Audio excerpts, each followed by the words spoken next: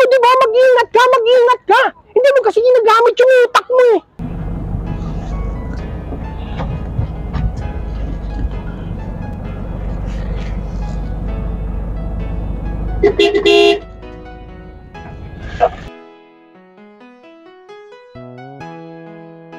Babe!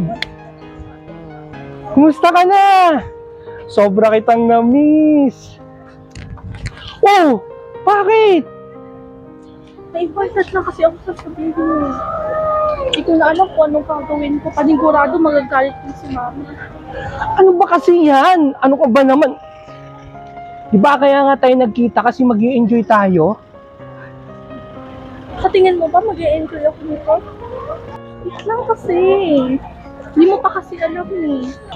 Ano ba kasi yung problema? Ano ba naman yan eh? Kaya nga ako nagpunta dito eh. Kasi na-miss na kita, di ba? Tagal-tagal din tayo hindi nagkita. Pakinggan mo muna kasi yung sasabihin ko. Tsaka ka na magaganyan. Bakit kasi hindi mo pa sinabi sa chat kanina? Alam mo naman na ang tagal na natin hindi nagkita tapos gaganyan-ganyan ka pa. Ayoko na kaya ang ganyan ng mukha. Ay naku, aalis na nga lang ako. So kasi. Ano ba? Kasi alam. Bakit kasi hindi mo pa sinabi sa akin kanina sa chat? Aalis na lang ako kung ganyan din naman. Pwede ba? Pakinggan mo muna kasi ako sa'yo. Di mo pa nga alam. Ay naku, aalis na nga lang ako eh. Ano ba kasi? Ano ba kasi? Ang kulit mo naman eh. Sabi na nga aalis na lang ako. Sabihin nga ako sa'yo importante. Ay. Dapat kasi sinabi mo yung kanina sa chat. Kasi hindi ganito yung ini-expect ko eh. Ano ba kasi yung problema mo na yan? Bakit hindi mo masabi-sabi? Hindi yun yung gusto ko sa pagkikita natin ngayon eh. Gusto mo malaman? Eh sabihin mo na kasi. Ano ba kasi yan? Ano? Oo, tama yung narinig mo. Hindi ka ba nag-iisip, Shane? 15 years old ka pa lang. Nag-aaral ka pa, di ba? Bakit mo hinayaan mangyari yun? So ako pa ngayon yung may kasalanan? Eh, sino ba yung may kasalanan dito? Di ba? Oh. Alam mo, hindi ako ready sa ganito, di ba? Oo, di ka ready. Ba't pinasok mo yung gantong sitwasyon?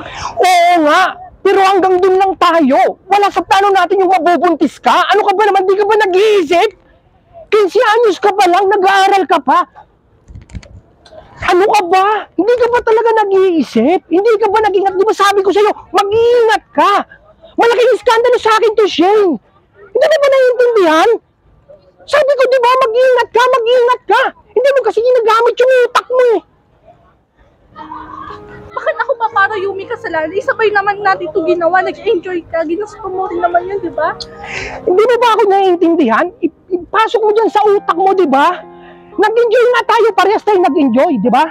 Alam mo yan, ipasok mo dyan sa utak mo, di ba? Alam mo, malaking iskandalo to sa akin, di ba? Hindi ka ba nag-iisip? 15 anyos ka pa lang. Oh, nag-aaral ka pa. Sinabi ko sa'yo dati pa, mag-iingat ka. Di ba enjoy lang tayo? Wala sa usapan natin na mabubuntis ka. Ah!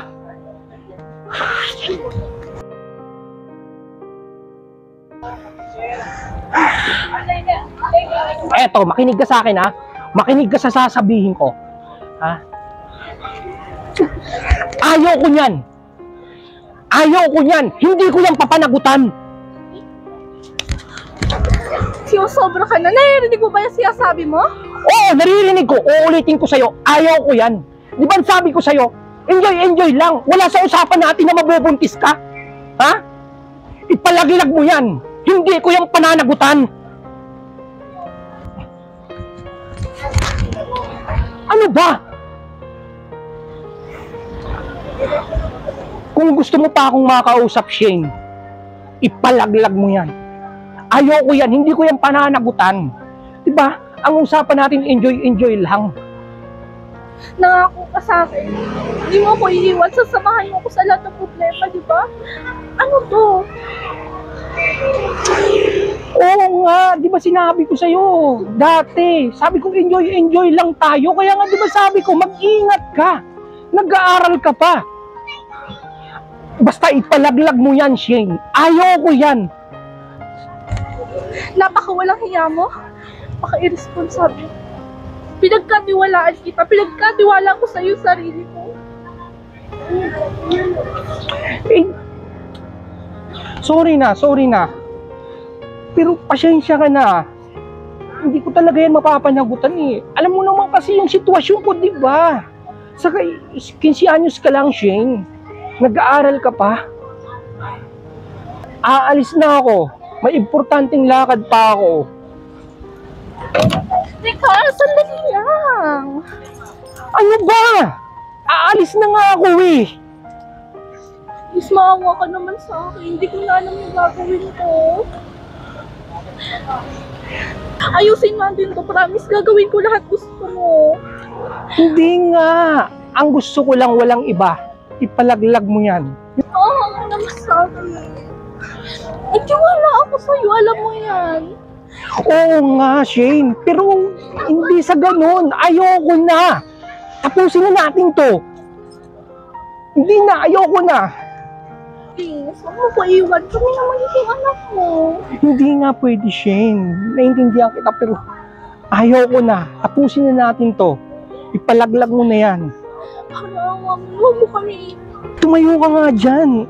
Tumayo ka dyan. Tama na to. Ipalaglag mo yan. Ipalaglag mo yan, ha? Aalis na ako. Akin na yung susi ko.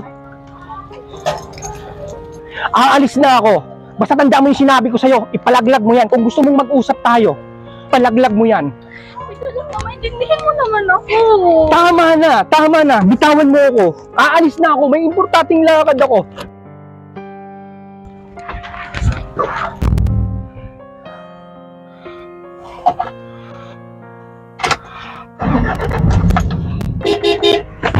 Ano ba? Umalis ka dyan! Ito na. Doon ka nga! Aalis na ako eh! Sana sa lahat ng estudyante dyan, mga ka-idol ko at mga kabataan, sana lagi niyong iisipin ang pagod ng inyong mga magulang. Sana ay pahalagahan nyo ang kanilang pagsisikap para kayo ay mapag-aral. Huwag na huwag basta maglalandi ng maaga. Maiging kilalanin at suriin ang lalaking pagbibigyan ng inyong sarili dahil laging nasa huli ang pagsisisi.